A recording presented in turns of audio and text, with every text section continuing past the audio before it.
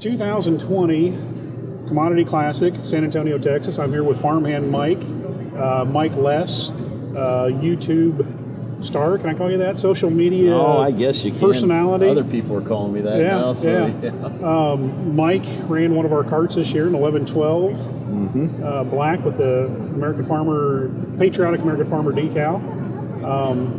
Mike, just informal, a couple questions for some broadcasts for us, but how'd you get started? How'd you get started YouTubing? Well, I was, of course, you know, I worked for Versatile. I worked for another egg manufacturer before that, traveling all around the country, getting to visit all these farms and seeing all this different equipment. And one day I was watching other people's YouTube videos, and I just said, you know, all the stuff I see, you know, I'm seeing a lot. Sometimes I think cooler stuff than what's on YouTube here, so I might as well start doing this. I've always been into photography, so I just started doing video clips, you know, of farmers I know and stuff, and then I started editing the videos, and then I started getting a following actually, and didn't really know what to expect, and then it just grew from there. So now I'm always looking for different types of farm equipment and so forth that they don't normally see. So. And how long have you been doing YouTube videos? I started my channel in February of 2012. Okay. So I've been at it a few years. Yeah, 6 years. Yeah. Yep. Neat. Yeah, and from watching some of your videos, some of the things that you put on there, things that the Midwest average farmer doesn't see. Yes. So some really interesting content. Yep, and I've actually got a few videos from the UK also. So I was over there for work and even got that. So I got a lot of Canada, different parts of the U.S. So it's not just in the Midwest. We're used to mostly corn and soybeans, but my channel, anything I can find that's unique to agriculture. You know, I'm stopping and talking to guys and shooting some video. So and for Versatile, you travel pretty much the whole United States, correct? Yes. We have different territories, but yeah, I end up in a lot of territories that aren't mine and so forth. So I get to see a lot of unique stuff. All over the U.S. and Canada. Okay, neat. And then back home, work for? Yeah, local farm. I grew up in a farm.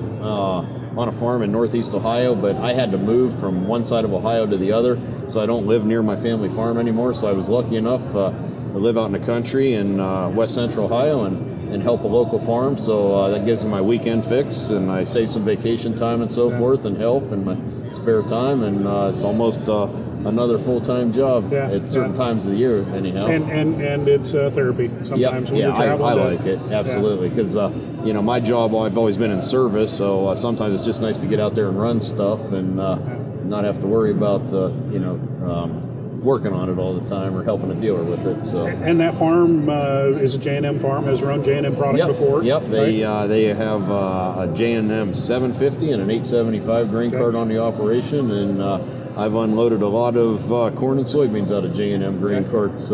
And we've seen those in videos in the past. Oh yeah. So we appreciate the loyalty of you know, those guys. Yeah, and of course J&M's fairly close to us, so it's good having a grain cart that's just made about 35 miles up the road too. Yeah.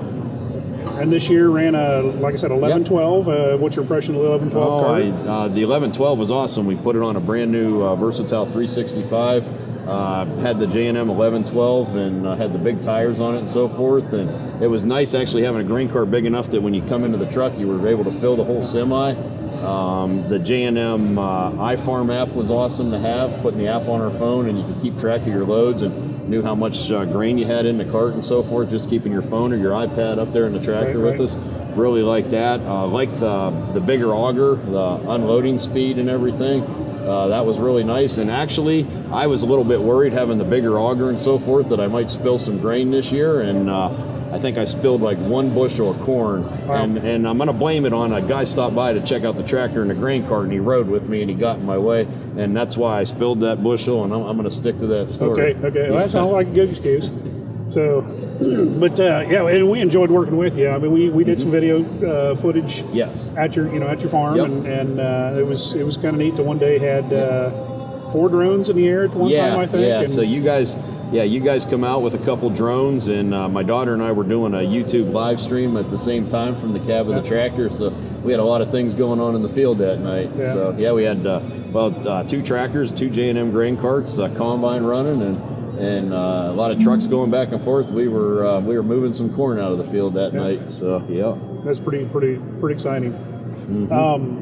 Out of the videos you've done, where's like maybe your favorite location or your favorite video that you've done or most unique? Boy, I've done so many. I have over 1,000 farming videos on my YouTube channel, Okay. and boy, probably this past summer I got to go to a farm out in Colorado running 12 combines in the same field, harvesting wheat. That was really neat. I got to film 2 big bud tractors. One pulling an 18 bottom, and the other a 21 bottom plow in the same field. Okay. There's just so much stuff, but and corn silage videos. People love corn silage videos, corn harvest videos. But on YouTube, there's a lot of Midwestern channels with corn planting and combining corn and soybeans.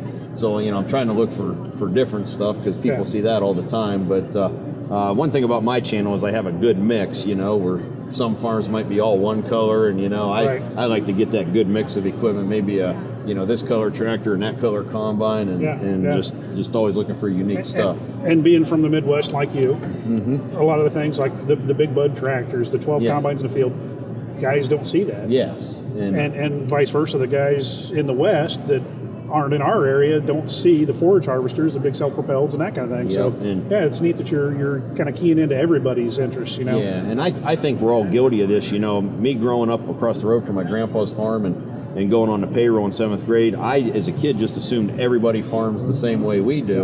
And then I started traveling the country in 1995, and I learned real quick it's different everywhere. I mean, different areas grow different crops. They got different soils, different climates. There's guys growing a crop in places with 6 to 10 inches of rain a year. And, in Ohio, we probably get over 50 a year, and it's good for people to see on my channel this. I get a lot of people question, why is this guy doing that? Or, that's the farming practice that works in their area. So I think I like, bringing a lot of that stuff out there for people to see. Yeah, neat.